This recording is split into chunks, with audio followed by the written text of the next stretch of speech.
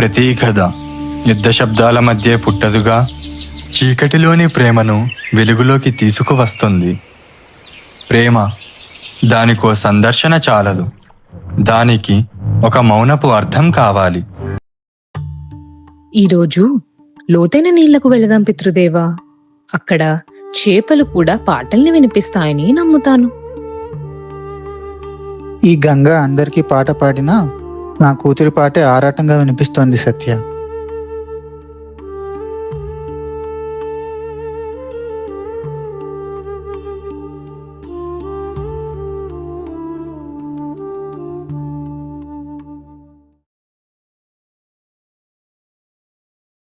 హస్తినాపురపు ఖడ్గాలు ఇప్పుడు నిద్రపోతున్నాయి, కానీ వంశపు గోడలు మాత్రం ఇంకా బలహీనంగా ఉన్నాయి.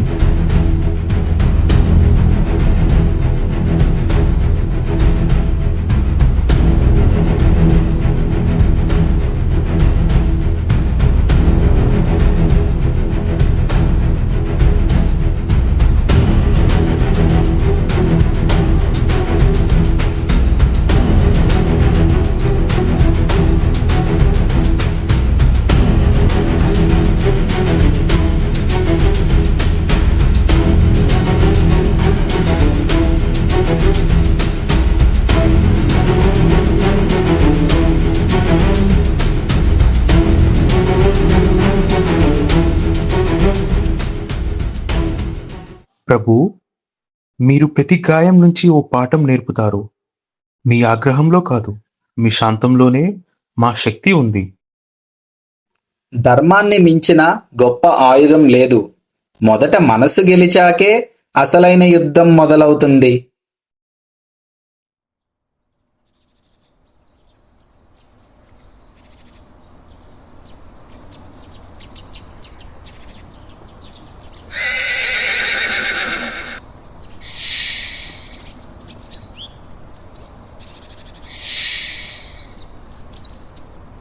ఆ రోజు సత్యవతి ఒంటరిగా బయలుదేరింది.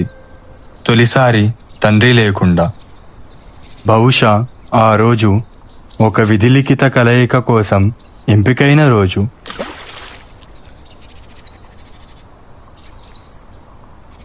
అదే ఆ క్షణం. విధి మెల్లగా చిరునవ్వు చిందించిన సమయం. ఇది మాయ కావచ్చు, కల కావచ్చు, కానీ ఈ ప్రవాహంలో ఇలా ప్రశాంతంగా ఉండడం, అది సాధ్యమా? నీవు పడవను నడిపిస్తున్నట్లు కాదు, నదిని నడిపిస్తున్నట్లు ఉంది. నది తన మార్గాన్ని తానే ఎంచుకుంటుంది రాజా. నేను కేవలం దానికి తోడు మాత్రమే. నన్నడిగితే నా జీవితాన్ని నీతో పంచుకోవాలనుకుంటున్నాను. నా మనసులో సందేహం లేదు, కానీ ఈ నిర్ణయం నాదైనది కాదు. అది నా పితృదేవుని యొక్క నిర్ణయం.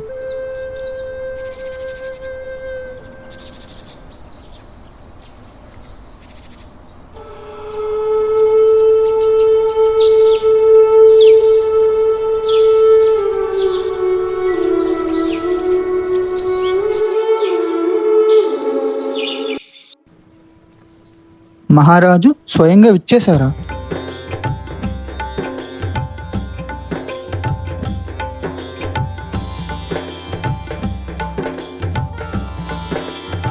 ఒక వినమ్రమైన అభ్యర్థనతో వచ్చాను. మీ కుమార్తె సత్యవతి నా మనసును తాకింది. నేను సత్యవతిని వివాహం చేసుకోవాలనుకుంటున్నాను.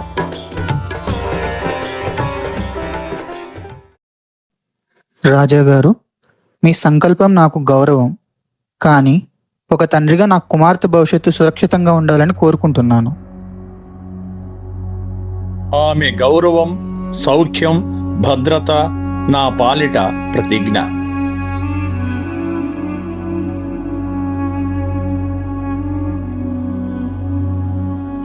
ఒకే ఒక్క నియమం, నా కుమార్తె కుమారుడే హస్తినాపురానికి వారసుడవ్వాలి. శాంతను నోట మాట రాలేదు. అయినా అవును అనలేదు, కాదు అనలేదు. ఇక్కడే జన్మించింది ఒక అసాధ్య నిర్ణయం.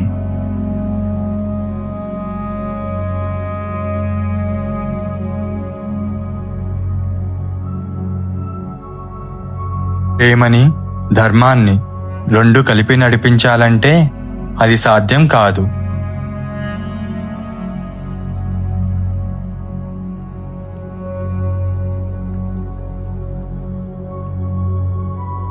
మహారాజా, మీరు గత కొన్ని రోజులుగా మౌనంగా ఉన్నారు. మనసులో ఏదైనా బాధ ఉందా? శాంతిని ఆరాధించే రాజుగుండెల్లో ఇప్పుడు ద్వంద్వం జన్మించింది.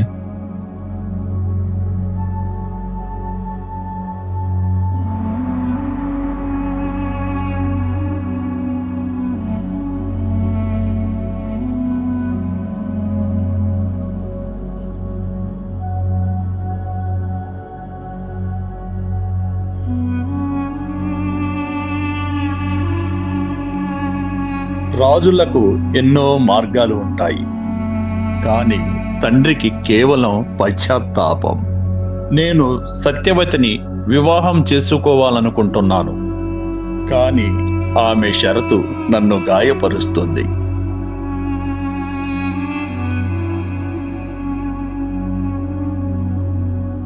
నా గుండె అవును అంటుంది, నా ధర్మం మాత్రం కాదు అంటుంది. నన్ను క్షమించు కుమారుడా. విల్లు ఎలా పట్టాలో మీరు నేర్పారు పితృదేవా. ఈరోజు నా వాగ్దానం ఒక బాణంలా బయలుదేరుతుంది. లక్ష్యాన్ని ఛేదించే వరకు అది తిరిగి రాదు.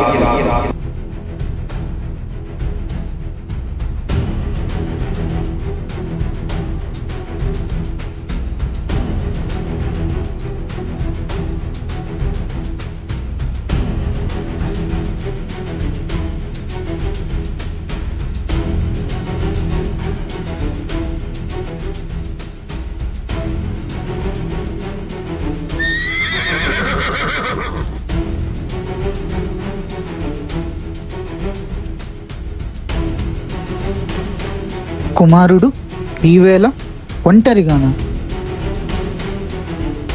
ఓ నావికా శ్రేష్ఠ, ఈ పంచభూతాలు సాక్షిగా ఇప్పుడు నేను చేసే ప్రతిజ్ఞను వినండి. నేను దేవవ్రతుడు. ఈ శరీరం విడిచేంత వరకు వివాహం చేసుకోను, సంతానం కలగనివ్వను. బ్రహ్మచర్యమే నా వ్రతం.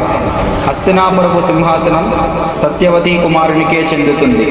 కానీ రాజధర్మం, తండ్రి గౌరవం నా శపథంపై నిలిచి ఉంటాయి.